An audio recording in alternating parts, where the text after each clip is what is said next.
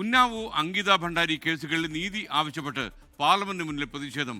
കോൺഗ്രസ് നേതാവ് മുംതാസ് പട്ടേലിന്റെ നേതൃത്വത്തിൽ പ്രതിഷേധിച്ച സാമൂഹ്യ പ്രവർത്തകരെ പോലീസ് അറസ്റ്റ് ചെയ്ത് നീക്കി. പ്രതിഷേധത്തിൽ രാഷ്ട്രീയമില്ലെന്നും ബലാത്സംഗ കേസുകളിൽ കർശന നിയമങ്ങൾ വേണമെന്നും മുംതാസ് പട്ടേൽ 24-നോട്.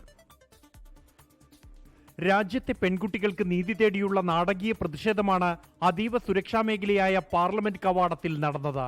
കോൺഗ്രസ് നേതാവ് അഹമ്മദ് പട്ടേലിന്റെ മകളും സാമൂഹ്യ പ്രവർത്തകയുമായ മുംതാസ് പട്ടേൽ, അങ്കിത ബയാന എന്നിവരുടെ നേതൃത്വത്തിൽ പാർലമെന്റ് കവാടത്തിൽ പ്ലക്കാർഡുകളുമായി ധർണ നടത്തി. അങ്കിത ഭണ്ഡാരി ഉന്നാവോ കേസുകൾ ഉന്നയിച്ചായിരുന്നു പ്ലക്കാർഡുകൾ. We demand justice, we demand protection, we demand security for all the women in this country. We want stricter laws. We want stricter laws for crimes against women. We want safety for all the daughters. Like our politicians get good cover of security, we want daughters also should get cover for their security. Unnao അതിജീവിതയുടെ അഭിഭാഷകയും പ്രതിഷേധക്കാരോടൊപ്പം ചേർന്നു.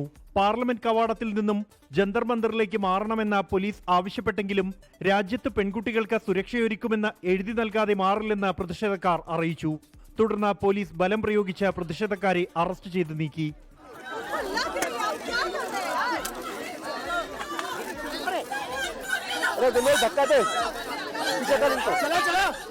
ഉന്നാവോ ബലാത്സംഗ കേസിൽ BJP മുൻ MLA Kuldeep Singh സെൻകാറിന്റെ ജീവപര്യന്തം ശിക്ഷ മരവിപ്പിക്കുകയും ജാമ്യം നൽകുകയും ചെയ്ത ഡൽഹി ഹൈക്കോടതി ഉത്തരവിനെതിരെ CBI സുപ്രീം കോടതിയെ സമീപിച്ചിട്ടുണ്ട്.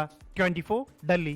ലോകത്തെവിടെയായാലും ഏത് സമയത്തും 24 വാർത്തകളും ഓഗ്മെന്റഡ് റിയാലിറ്റി പാക്കേജുകളും എക്സ്പ്ലെയിനറുകളും വിശദമായി കാണാൻ ഞങ്ങളുടെ YouTube ചാനൽ നിങ്ങൾക്ക് സബ്സ്ക്രൈബ് ചെയ്യാം.